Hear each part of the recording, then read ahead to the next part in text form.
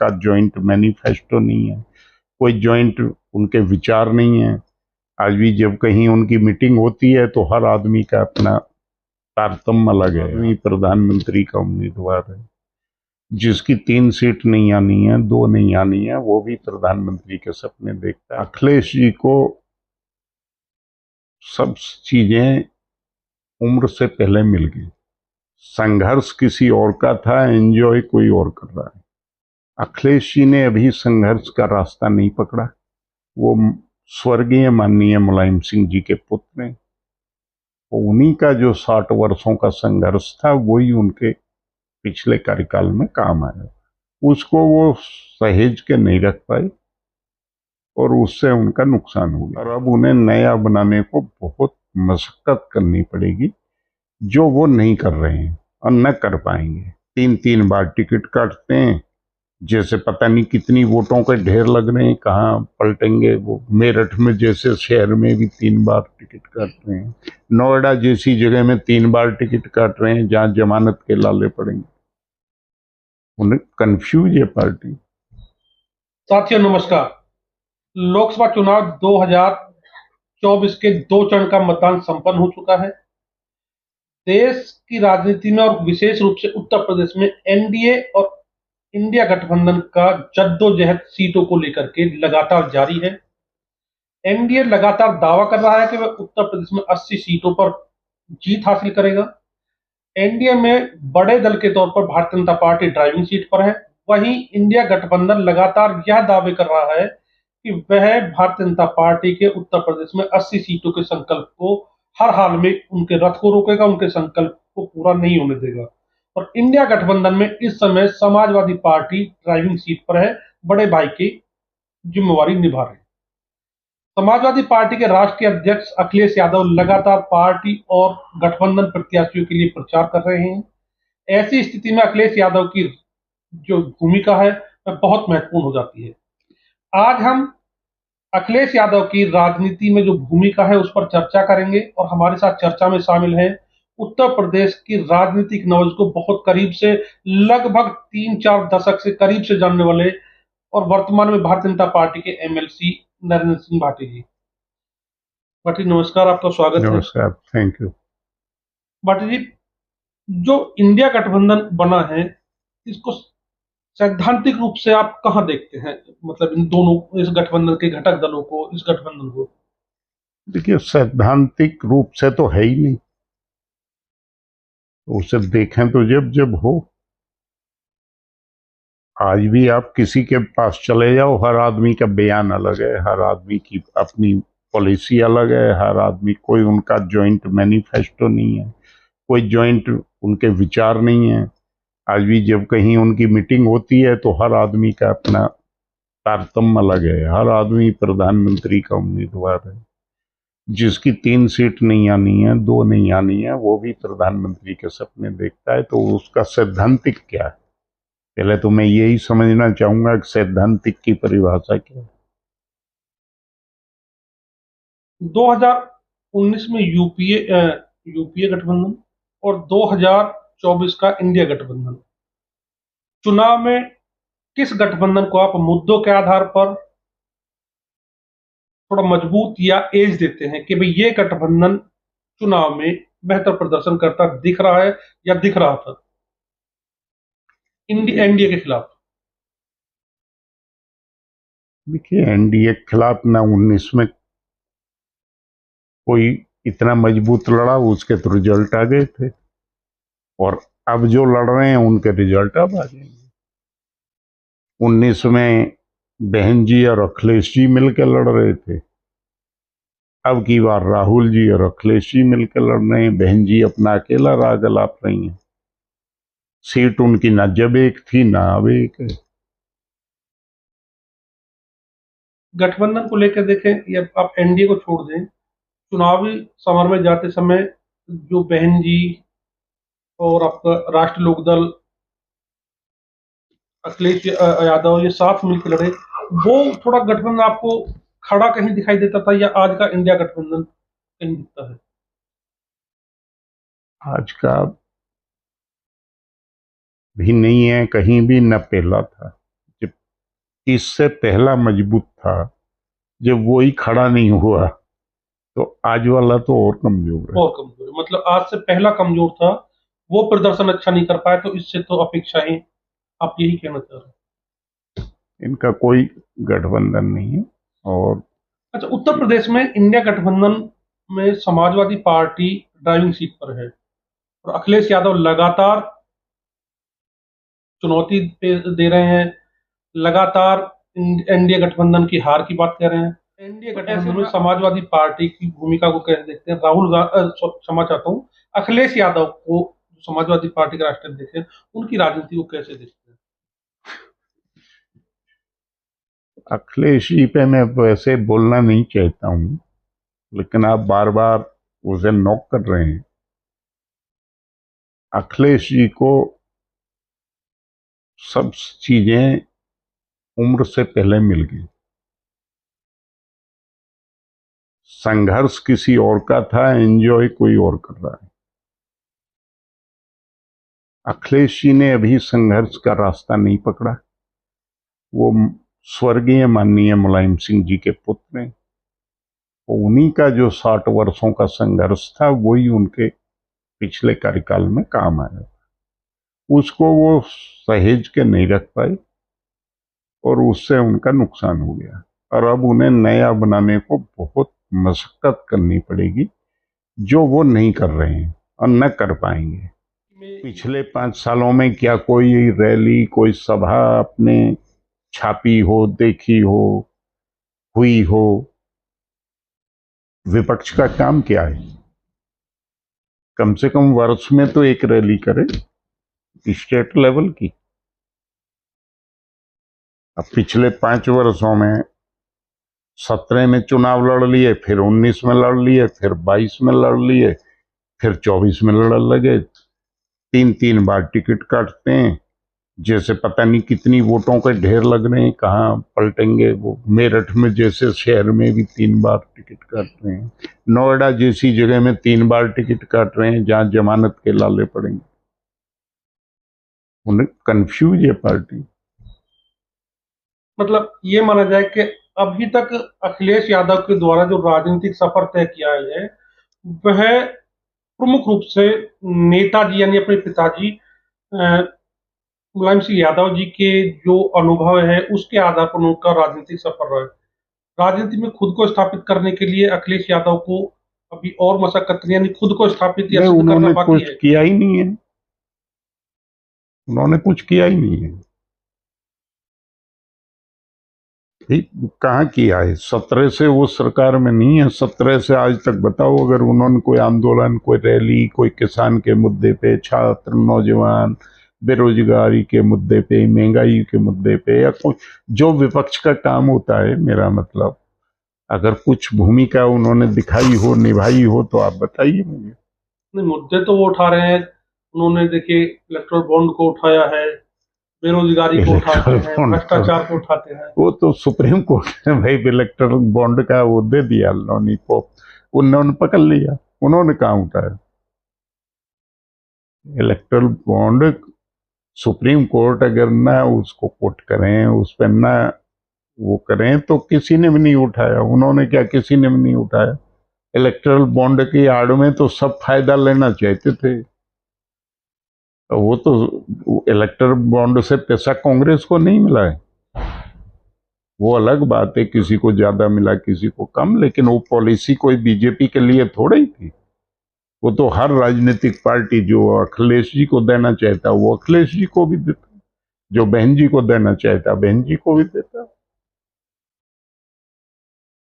अच्छा, जिस तरह से राहुल गांधी को कांग्रेस की कमान मिली और उसके बाद लगातार एक के बाद एक चुनाव वो हारे, कुछ उत्तर प्रदेश में भी देखें तो अखिलेश यादव के साथ भी, जब वो 17 के चुनाव के बाद जो विधानसभा चुनाव था, 17 हारे, फिर 19 का लोकसभा हारे, फिर 22 का विधानसभा हारे, अब 24 तक है। कोई बड़ा एक राजनीतिक अचीवमेंट उनके खाते में दिखाई नहीं देता है। तो देखिए, अब राजनीति वो नहीं रही। पहले राजनीति में लोग ये सोच लेते थे, और हो भी जाता था, कि अब की बार जनता इनसे थक जाएगी तो फिर हमें चुन लेगी। कांग्रेस इसी इंतजार में 2 पीढ़ी गवागी, बूढ़ी होगी कि अब के लोग हमें चुन लेंगे, अब के लोग। अब राजनीति जमीन पे उतर के करने की है। अब हमारे जो ये बीजेपी पार्टी है, अब ये चुनाव में कहां से आ जाएं, हम 1 साल से सोए नहीं। 1 साल से कोई आदमी न भारत के हमारे माननीय प्रधानमंत्री मोदी जी, माननीय अमित शाह, माननीय जेपी नड्डा जी, माननीय आदित्यनाथ योगी जी, कोई आपने देखा है एक भी दिन खाली? नहीं, बीजेपी के लिए तो कहा जाता है वो 365 दिन 24 घंटे वो चुनावी मोड में होती है। जब तक काम नहीं करेंगे तो कोई कैसे करेगा भाई? कैसे जाएंगे किसी के दरवाजे? जब किसी का काम करेंगे जब ही तो उसके दरवाजे जाके हाथ जोड़ेंगे कि भाई करो। अब ये इंतजार कर रहे हैं कि लोग इनसे जब थक जाएंगे जब तुम्हारे पास आ जाएंगे। ये तो लोगों को थकाने के इंतजार हम बैठे हैं, वरना इनसे कोई मने कर दी थी विपक्ष की भूमिका निभाने के लिए। ये नभाते खूब, वो उतर के करो ना संघर्ष इस गर्मी में, सड़क पे उतर के तो देखो, पता चले। तारकोल की सड़क पे बैठना पड़ जाता है आंदोलन में, तो कपड़े भी वहीं चिपक के छूट जाते हैं। हमने किया है तारकोल की सड़कों पे भी आंदोलन।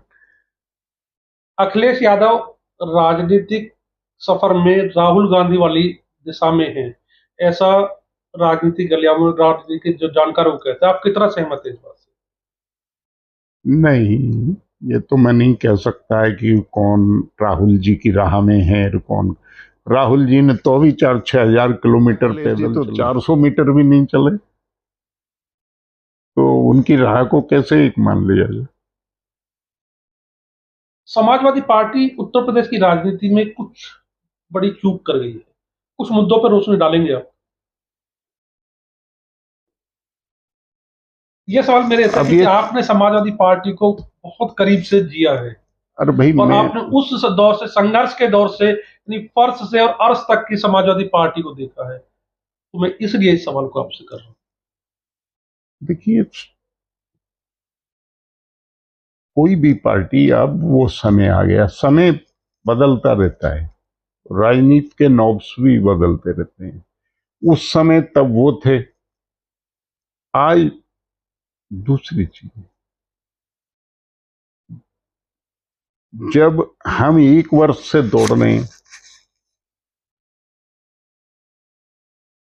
राहुल जी चलो पैदल ही घूम रहे थे, घर से तो निकले। अखिलेश जी कहां थे?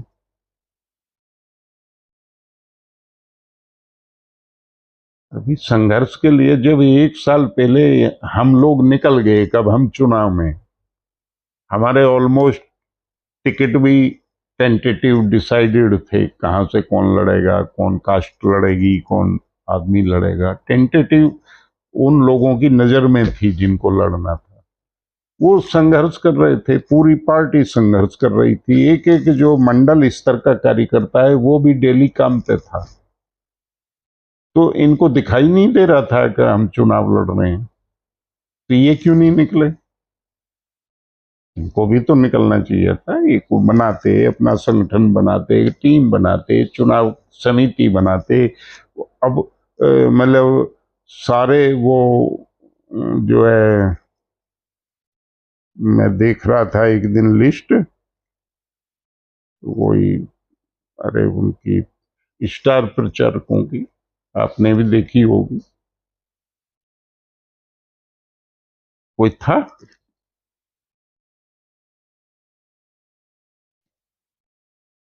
स्टार प्रचारक है कोई समाजवादी लेकिन पार्टी? समाजवादी पार्टी ने भाजपा से पहले अपनी पहली सूची जारी कर दी थी, और ये कहा था कि पहली सूची इसलिए जारी कर रहे हैं कि उम्मीदवारों को चुनाव में तैयारियों का मौका मिल जाए। उम्मीदवारों को यहाँ मिल गया मौका, बुलंदशहर में मिल गया, कहाँ मौका मिल गया? उम्मीदवार ने ये पूछने में पता चल रहा है, मैं बुलंदशहर में चला गया भोला सिंह के लिए वोट मांगने।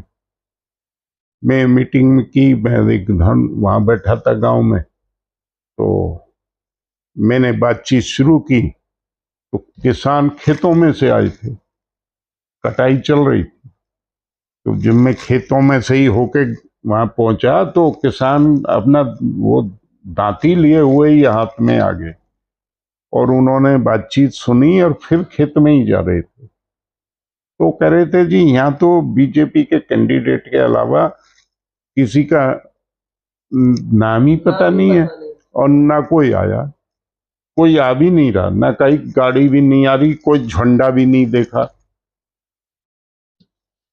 तो मैं उनसे ही करा, गलती से मुझसे मत पूछ बैठना, मुझे पता नहीं है कि बुलंदशहर में कौन कौन कैंडिडेट हैं। समाजवादी पार्टी की तरफ से एक नारा दिया गया बड़े जोर शोर से, पीडीए का नारा, पिछड़ा दलित अल्पसंख्यक।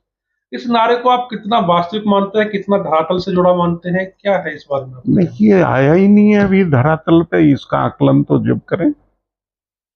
नारा लिखने से ही थोड़ा ही हो जाता है, उसे धरातल का उसका वो तो चार्ट प्लान तो करो, उसे लाओ तो धरातल पे।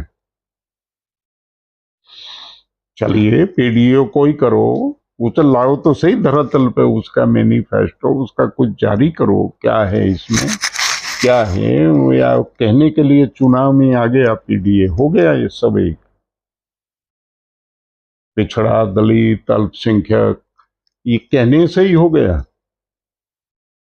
काम क्या किया, किसने किया, किसके लिए किया? क्या कोई कमेटी बनी दलितों की, अल्पसंख्यकों की, पिछड़ों की? कोई चिंतन हुआ, कोई मीटिंग हुई, कभी कोई जॉइंट मीटिंग हुई,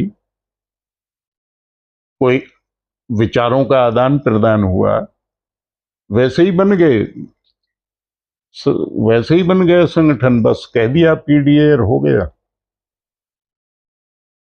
कह देना बहुत आसान है, उसको जमीन पे उतारना बहुत मुश्किल काम है। उसके लिए बहुत दिन रात संघर्ष करना पड़ता है, और जब संघर्ष की आदत ना हो, किसी पार्टी की छूट गई हो। हमने स्वर्गीय मुलायम सिंह जी को देखा था, चुनाव हार के अगले दिन संघर्ष शुरू कर देते, कहते थे 6 महीने चिंतन करेंगे, 6 महीने बाद आंदोलन करेंगे, 6 महीने का समय देंगे अपनी कमजोरियां ढूंढने के लिए और उसकी बुराइयां निकालने के लिए सरकार, और 6 महीने बाद गवर्नर हाउस पर चढ़ाई कर देते। तो अब कोई जा रहा है तो कहाँ है विपक्ष? जब कोई विपक्ष की भूमिका ही अदा नहीं कर रहा है तो विपक्ष कैसे मान लें इसे विपक्ष? 2024 के लोकसभा चुनाव में उत्तर प्रदेश में समाजवादी पार्टी कितनी जो मजबूत सीट है, कुछ सीट प्राप्त करके कितनी सीटें लेती दिखती है कि भाई इन पे चलिए, यहाँ समाजवादी का गढ़ है, यहाँ पर संघर्ष है, ये सीट? हालांकि आपकी पार्टी 80 में से 80 का दावा लगातार कर रही है। देखिए, कहीं इत्तेफाकिया कोई निकल आए तो अलग बात है, वैसे ऐसे तो नहीं कह सकते कि भाई ये पार्टी की सीट कन्फर्म है। कहीं हो सकता है हमारी पार्टी से कहीं कोई चूक हो जाए, उसका कोई लाभ समाजवादी को मिल जाए, ऐसी कोई हो जाए एक आध दो जगह, तो मैं कहता नहीं, लेकिन उनके प्रयासों से तो कुछ दिखाई नहीं दे रहा। बहुत बहुत धन्यवाद माटी जी, आपने हमारे सवालों के जवाब दिए, बहुत बहुत धन्यवाद। साथियों, आपके लिए एक और नई परिचर्चा लेकर हम फिर हाजिर होंगे, तब तक के लिए नमस्कार। Thank you.